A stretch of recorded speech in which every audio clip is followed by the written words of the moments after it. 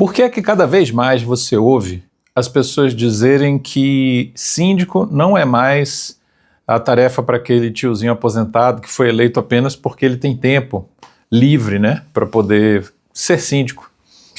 Por que isso não acontece mais? Porque cada vez mais o mercado está exigindo que os síndicos tenham mais conhecimento, profissionalismo, que tenham preparo para lidar com as situações. O que mudou tanto assim, né? Condomínio não é mais como era antigamente. O que foi que aconteceu? Eu quero levar você por uma viagem aí no tempo de algumas décadas para cá. Se você tem aí seus 30, 40, 50, você vai conseguir identificar o que eu estou querendo descrever. Mas se você não tem, você vai entender também.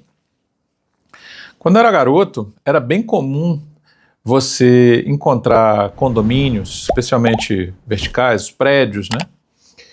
Os condomínios, eles raramente tinham áreas comuns, praticamente não tinha nada. Os que tinham alguma coisa, tinha um salão de festa, tinha um playground, assim, no máximo, mas não tinha muita coisa não. Aqueles condomínios que tinham uma piscina era considerado de luxo, era uma coisa assim, fora do comum, né? Se tivesse qualquer outra coisa a mais, não era realmente de luxo. Então, não era comum. Os apartamentos eram muito grandes e as áreas comuns praticamente inexistentes. Só tinha aquelas mesmo essenciais, né? Que era o hall social, era talvez uma entrada aqui um pouco mais elaborada, não sei o quê. A garagem, que mesmo assim, na época, mais antigamente, era para um veículo apenas, por apartamento. Enfim, então eram apartamentos grandes e áreas comuns muito restritas. E aí o que foi acontecendo com o mercado? Por conta da deterioração do trânsito na cidade, ficando cada vez mais congestionado, mais difícil, mais demorado você se locomover de um ponto até o outro, e da questão da segurança também, foram acontecendo alguns fenômenos no comportamento das pessoas que foram fazendo com que elas escolhessem cada vez menos sair de casa. Quanto mais elas pudessem realizar coisas dentro de onde elas moram, que eram os condomínios, melhor. Então, muitos dos serviços que antes só eram oferecidos fora dos condomínios, aos poucos começaram a ser oferecidos dentro dos condomínios. Então, cada vez mais a gente começou a ver instalações como piscina, como sauna, com quadras poliesportivas, como, mais recentemente, lavanderia, mercadinho, uma série de coisas que foram agregando um composto para os condomínios, que foi fazendo uma inversão desse modelo que eu citei anteriormente, ou seja, os apartamentos eram grandes, as áreas comuns pequenas, isso foi invertendo, ou seja, os apartamentos começaram a ficar cada vez menores e as áreas comuns cada vez maiores. Para quê? Para proporcionar às pessoas aquilo que elas estavam buscando, ou seja, sair o mínimo possível do condomínio. O que ela puder fazer ali dentro, para ela é melhor. Ela gasta menos tempo se locomovendo e se expõe menos a risco saindo do condomínio, né? E aí, o que acontece com isso? Tem duas coisas que precisam ser observadas aqui.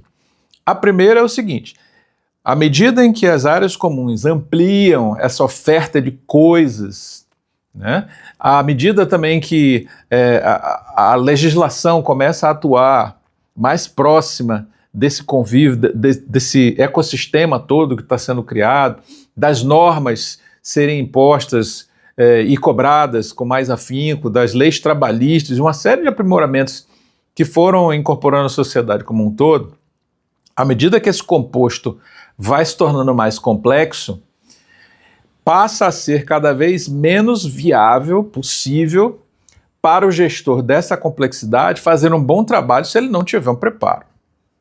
É isso? Então, daí vem essa questão que eu estava falando. Cada vez mais os síndicos têm que estar preparados porque a complexidade está aumentando, o ambiente legal, normativo, administrativo está se tornando mais complexo. Essa é a primeira variável que eu preciso que você observe. A segunda variável é o seguinte: à medida em que o seu apartamento vai diminuindo e as suas áreas comuns vão crescendo, né, não necessariamente esse composto ficou mais barato para você. Continua sendo muito caro, provavelmente, e na maioria das vezes, é o patrimônio mais valioso da família. É o apartamento onde eles moram, a casa onde eles moram dentro de um condomínio. É isso? Pois é, só que se a área privativa, que é exclusiva sua, vai diminuindo e as áreas comuns vão ampliando, você tem cada vez uma parcela maior do seu patrimônio sendo gerida por um terceiro. Não é mais você que está tomando conta diretamente, você está entregando para alguém cuidar, né? E esse alguém é quem? É o síndico. É o síndico. E se ele não tiver preparo, ele vai cuidar direito do seu patrimônio? As chances são menores. Se ele não tiver preparo, diminui a chance disso daí estar resguardado. E é justamente por isso, por essa transformação que aconteceu na sociedade e as exigências que isso trouxe na readequação da oferta de serviços, né, de qualificação de quem está à frente da administração de um condomínio, aumentou muito.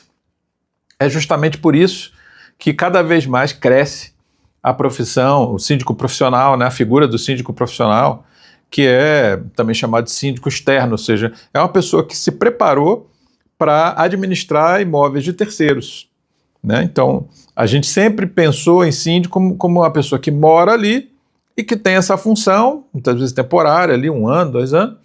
Ela cuida do condomínio como um todo, mas ela também é moradora ali, ela muitas vezes proprietária, ela tem total interesse naquilo ali. Surgiu essa função de síndico profissional, síndico externo, uma pessoa que cuida de um ou vários condomínios que não são aqueles onde ela mora.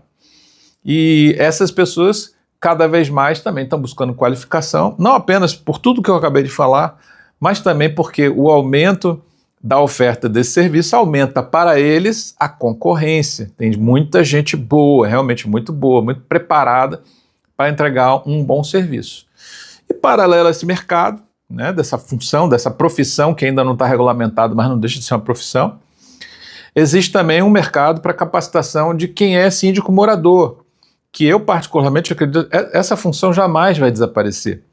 Ela vai encolher, mas não vai desaparecer. Então, vai continuar em muitos condomínios, não sei se a maioria, mas enfim, uma quantidade representativa de condomínios vai continuar tendo a figura do síndico morador.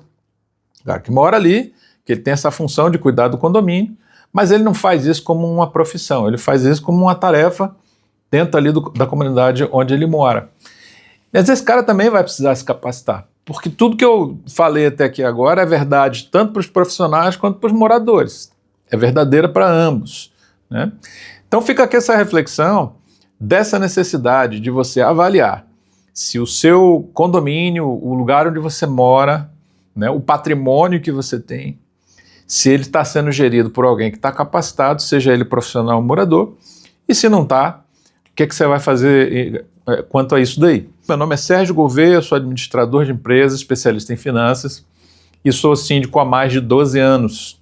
Eu criei todo um ecossistema de educação e treinamento para síndicos, mostrando aí um pouco da minha experiência, compartilhando meu conhecimento, as coisas que eu aprendi. Além do meu perfil no Instagram, que é o De Repente Síndico, tudo junto, eu ofereço também cursos, livro, mentoria, uma série de recursos que podem ajudar aqueles que querem melhorar a qualidade da gestão do seu condomínio. Se tiver interesse, vá lá no meu Instagram, De Repente Síndico, e lá no linkzinho da bio, todos os produtos que eu tenho para te oferecer estão lá à sua disposição.